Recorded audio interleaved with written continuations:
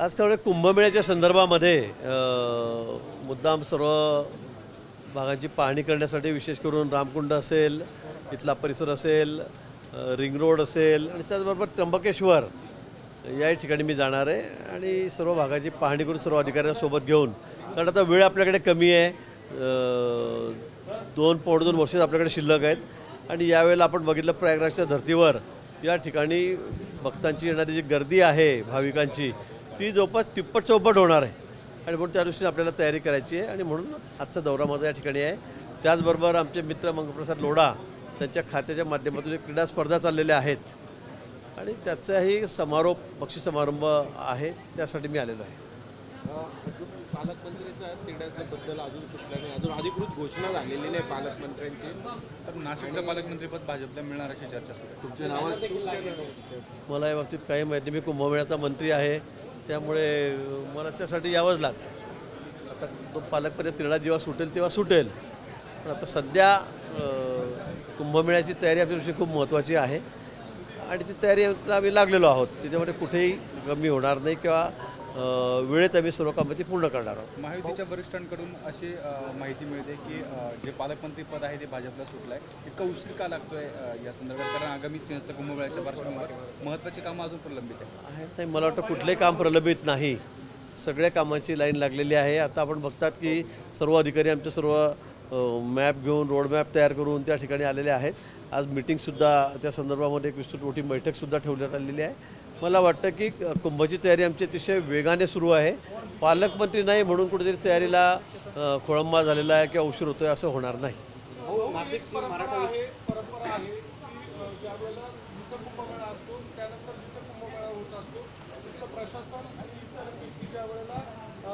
आधीच्या कुंभमेळ्याच्या ठिकाणी जाऊन साधू महंतांना निमंत्रण देत असतात, पालकमंत्री नसल्यामुळे ही परंपरा देखील यंदाच्या वर्षी खंडित झाली। असं काही अशी परंपरा नाही, तरी आम्ही सगळ्या साधू महंतांशी मी प्रमुख सगळ्यांशी बोललेलो आहे कुंभमेळा मंत्री म्हणून, आणि प्रत्येकाला इंडिव्हिज्युअल त्यांच्या आश्रमावर जाऊन आम्हाला आमंत्रण द्यावं लागतं। त्या पद्धतीने आम्ही सर्व जाऊन आमंत्रण देणार आहोत आणि असं कुठेही चूक झाली यामध्ये असं झालेलं नाही।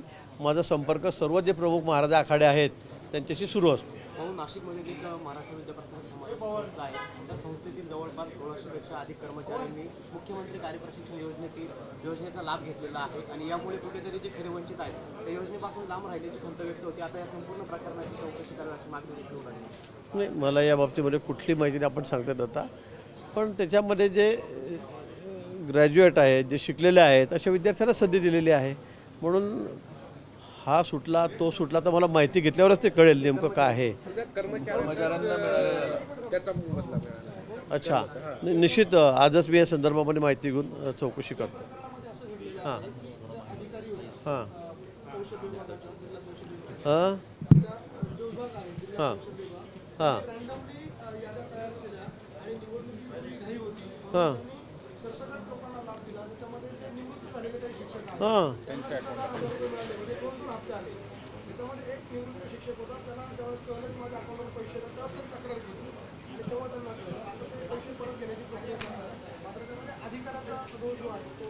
तर निश्चित आहे, खरं म्हणजे आपण जे सांगता ती घटना गंभीर आहे। जर रिटायर झालेल्या लोकांना जर पैसे मिळत असतील आणि त्यांची नावं टाकली गेली असतील तर हा चौकशीचा एक भाग आहे। या संदर्भामध्ये आपण सखोल चौकशी याची करून जे दोषी असतील, जाणीवपूर्वक जर कोणी असं केलेलं असेल तर त्यांच्यावर कारवाई करू। जयंत पाटील भाजपच्या संपर्कात असल्याच्या चर्चा सुरू असताना त्यांनी सूचक विधान केलेलं आहे की मी सर्वांच्या संपर्कात आहे। आपल्याही संपर्कात आहेत?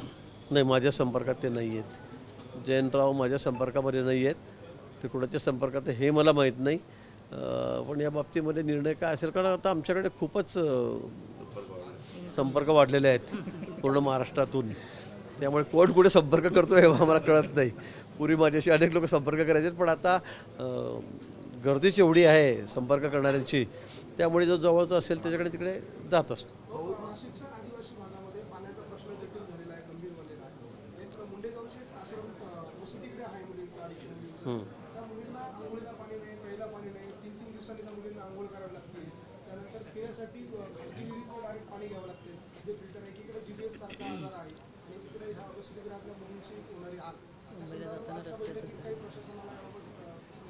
निश्चित आपण सांगताय तो पण मला काही माहिती नाही, माझ्याकडून हा विषय आलेला नाही. पण या संदर्भामध्ये मी तात्काळ चौकशी करतो, जिल्हाधिकाऱ्यांनी माहिती घ्यायला सांगतो आणि ते काय व्यवस्था करता येईल ते आपण तात्काळ त्या ठिकाणी करू. महिलांवरील वाढत्या अत्याचाराच्यावरून रोहिणी खडसे यांनी राष्ट्रपतींकडे आणूची मागणी केली, खून माफ करावा अशा पद्धतीने. कोणाचा खून करतायत त्या मला माहीत नाही. एक खून माफ करावा अशी त्यांनी म्हटलं. कोणाचा? महिलांना? अच्छा अच्छा. नाही पण रोहिणी खडसे यांनी काल आंदोलन केलं, मी आपल्या चॅनलवर ज्या ठिकाणी बघितलेलं आहे. महिला दिनाचं निमित्त साधून त्यांनी त्या ठिकाणी तो कार्यक्रम घेतलेला दिसतो आहे. निश्चित आता त्यांनी राष्ट्रपतींकडे मागणी केलेली आहे, त्यामुळे तो त्यांचा अधिकार आहे काय कोणता खून माफ करायचा कोणता, आणि ते त्या बाबतीमध्ये राष्ट्रपतीच त्यांना उत्तर देतील.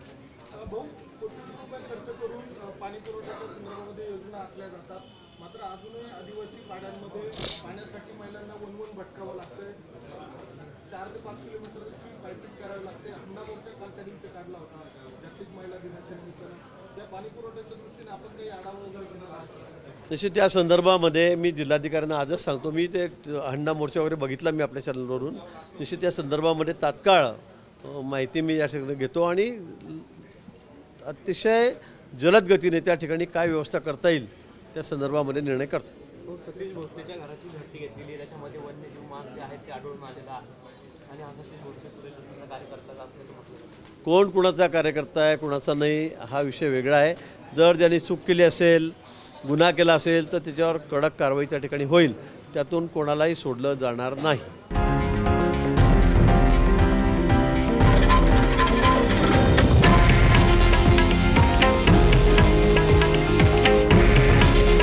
हे आहे देशातील नंबर 1 न्यूज नेटवर्क आणि आपण पाहत आहात TV9 मराठी. काळजी तुमची, हित महाराष्ट्राचं.